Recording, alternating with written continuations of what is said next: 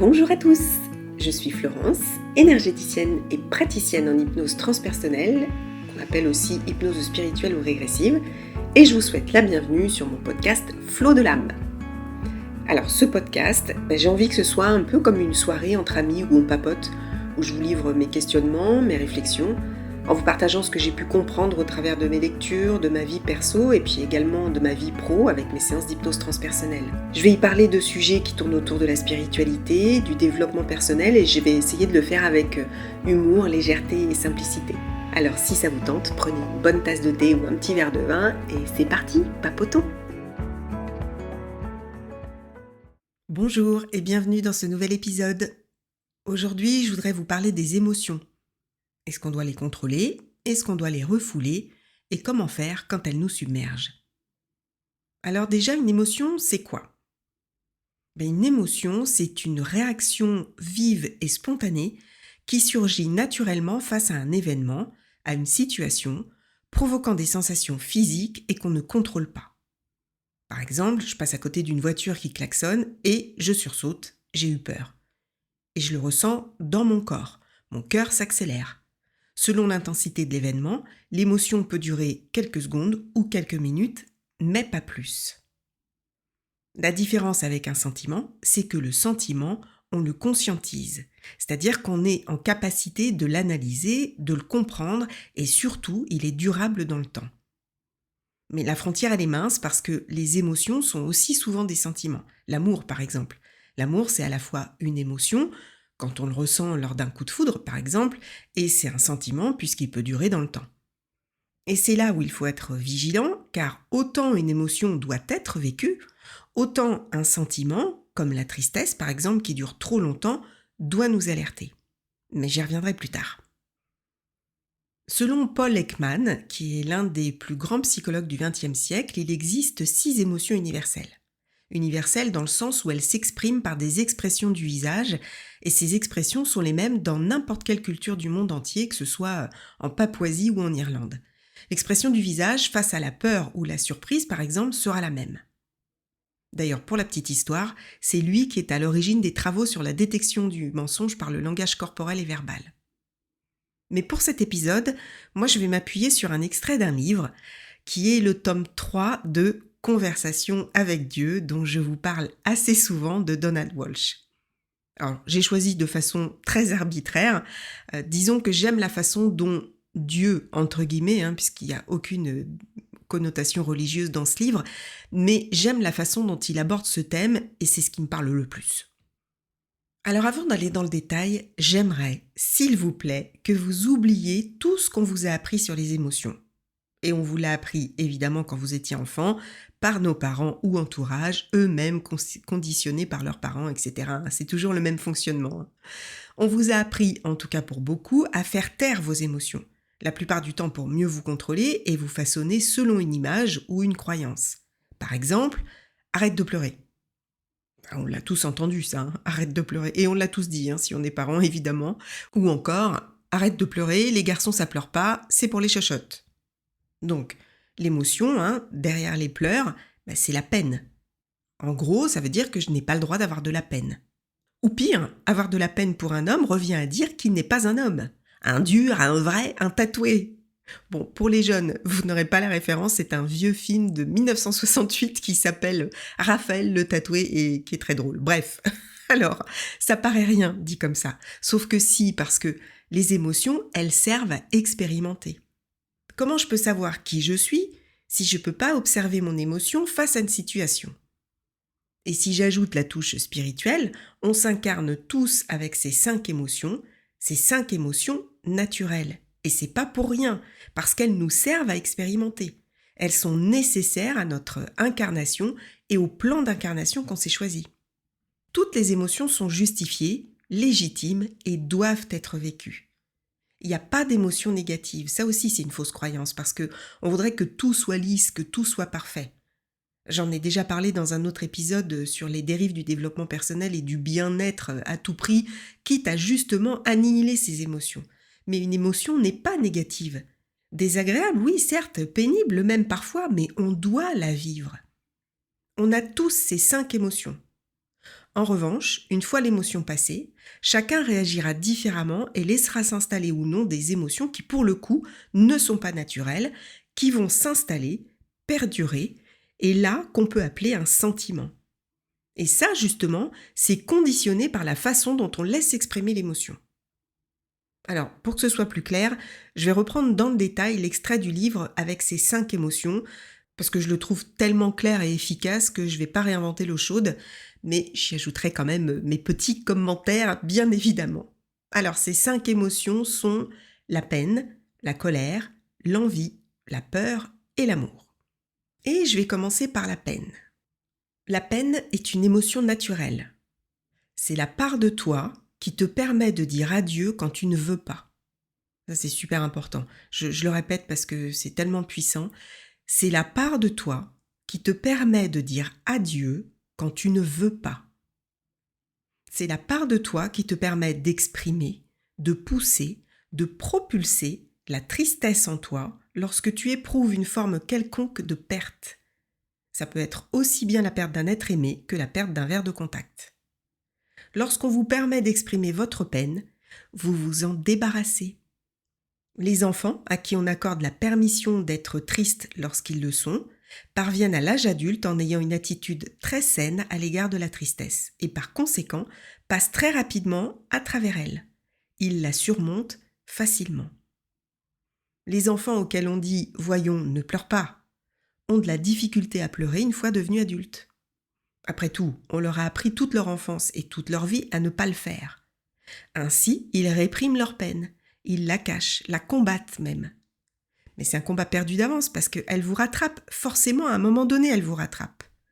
La peine continuellement réprimée, elle se transforme en tristesse permanente, en mélancolie, des émotions ou des sentiments, là pour le coup qui ne sont pas du tout naturels, pouvant aller jusqu'à la dépression chronique.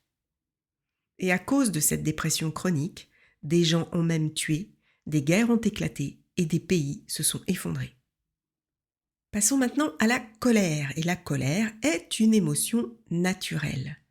C'est l'outil qui vous autorise à dire « non merci ». Elle n'a pas à être offensante et ne doit jamais nuire à personne. Lorsqu'on laisse les enfants exprimer leur colère, ils ont, à l'âge adulte, une attitude très saine à cet égard et dépassent habituellement très vite leur colère. Concrètement, face à une situation qui les met en colère, ils vont très vite la reconnaître et ils vont la laisser s'exprimer, mais pas de façon violente, mais plutôt en imposant leurs limites. Par exemple, ils vont être capables de dire « Stop, j'arrête là la conversation parce que ce que tu me dis me blesse ». Les enfants à qui on fait sentir que la colère n'est pas correcte, qu'il est mauvais de l'exprimer et qu'en fait, ils ne devraient même pas la ressentir, auront de la difficulté à l'âge adulte à être en contact avec leur colère de manière appropriée. Et oui, c'est ce que je disais dans l'épisode précédent, il faut laisser l'enfant être en colère. C'est nécessaire pour lui de l'exprimer par les pleurs ou taper des pieds par terre ou que sais-je. Et souvent, on croit ou on a peur que si on le laisse faire, ils deviendront violents à l'adolescence et pire encore adultes. Mais pas du tout, c'est tout l'inverse. La colère sans cesse réprimée se transforme en révolte, en agressivité, en haine, en rancune, en rage. Et pour ça, des gens ont tué, des guerres ont éclaté et des pays se sont effondrés. Passons maintenant à l'envie, et l'envie est une émotion naturelle. C'est l'émotion qui fait qu'un enfant de 5 ans souhaite pouvoir monter sur sa bicyclette ou atteindre la poignée de porte comme le fait sa sœur. L'envie est l'émotion naturelle qui vous amène à vouloir refaire une chose, à fournir plus d'efforts, à continuer de lutter jusqu'à ce que vous y arriviez. Il est très sain et très naturel d'être envieux. Lorsqu'on permet aux enfants d'exprimer leur envie, ils arrivent à l'âge adulte en ayant une attitude très saine à cet égard et dépassent très rapidement leur envie. Les enfants auxquels on fait sentir que l'envie n'est pas correcte, qu'il est mal de l'exprimer et qu'en réalité ils ne devraient même pas la ressentir, auront de la difficulté, une fois devenus adultes, à être en contact avec leur envie d'une façon appropriée. L'envie réprimée à tout coup devient de la jalousie, puis parfois de la vengeance, de la rivalité malsaine, bref, des émotions qui ne sont pas du tout naturelles. À cause de la jalousie, des gens ont tué, des guerres ont éclaté et des pays se sont effondrés. Et la peur, eh bien la peur, elle aussi, est une émotion naturelle. Tous les bébés naissent avec seulement 2 peurs, la peur de tomber et la peur des bruits forts. Toutes les autres peurs sont des réactions acquises par l'enfant dans son entourage et développées par ses parents. Le but de la peur naturelle est d'amener l'individu à intégrer un peu de prudence, un outil qui aide à garder le corps en vie. C'est une excroissance de l'amour de soi. Les enfants à qui on fait sentir que la peur n'est pas correcte, qu'il est mal de l'exprimer et qu'en réalité ils ne devraient même pas la ressentir, auront de la difficulté à l'âge adulte à être en contact avec leur peur de manière appropriée. En fait, là, ce qui est important, c'est de leur demander ce qui leur fait peur, d'aller à l'origine de la peur et de la valider. On a peur de ce qu'on ne connaît pas. Apprenons à connaître ce qui nous fait peur et la peur disparaît. La peur de l'autre, par exemple. La peur, constamment réprimée, devient de la panique, de l'angoisse, de l'anxiété, voire de la haine, émotions qui ne sont pas du tout naturelles. À cause de la panique, des gens ont tué, des guerres ont éclaté, des pays se sont effondrés. Et pour finir sur une note un peu plus joyeuse, nous allons finir par l'amour. Et l'amour est une émotion évidemment naturelle. Lorsqu'on laisse un enfant l'exprimer et le recevoir normalement et naturellement, sans limite ni condition, sans inhibition ni gêne, il n'exige rien d'autre, car la joie de l'amour exprimé et reçu ainsi se suffit à elle-même. Mais l'amour conditionné, limité, faussé par les règles et les règlements, les rituels et les restrictions, maîtrisé, manipulé et retenu, n'est plus du tout naturel. Les enfants à qui on fait sentir que leur amour naturel n'est pas correct, qu'il est mal de l'exprimer et qu'en réalité ils ne devraient même pas le ressentir, auront de la difficulté à l'âge adulte à être en contact avec l'amour de façon appropriée. L'amour sans cesse réprimé devient de la possessivité, de l'égoïsme, de l'exclusivité, émotions qui ne sont aucunement naturelles. À cause de la possessivité, des gens ont tué, des guerres ont éclaté, des pays se sont effondrés.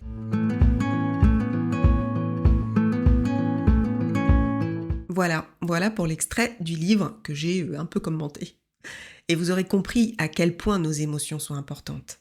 À quel point ce sont des outils qui nous aident à traverser des situations ou des événements, difficiles ou non.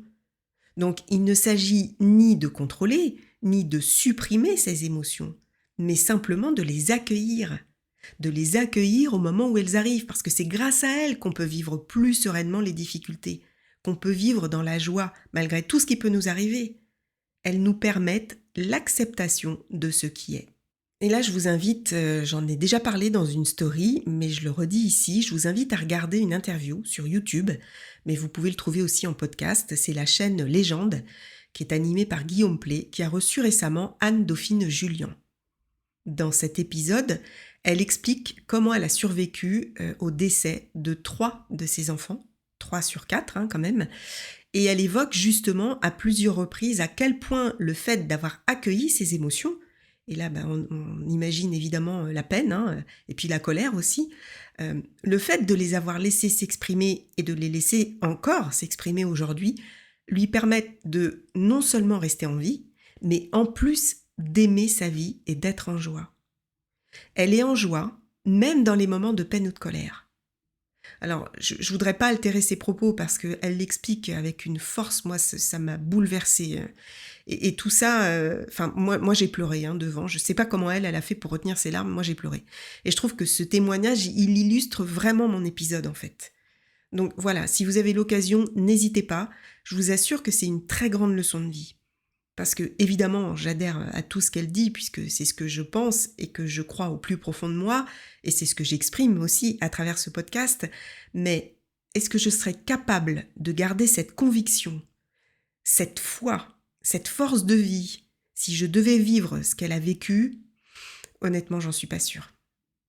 Alors, pour finir, puisque pour la plupart d'entre nous, on nous a forcés à réprimer nos émotions, eh bien, dans notre quotidien, elles peuvent parfois déborder sur des émotions non naturelles et elles deviennent envahissantes.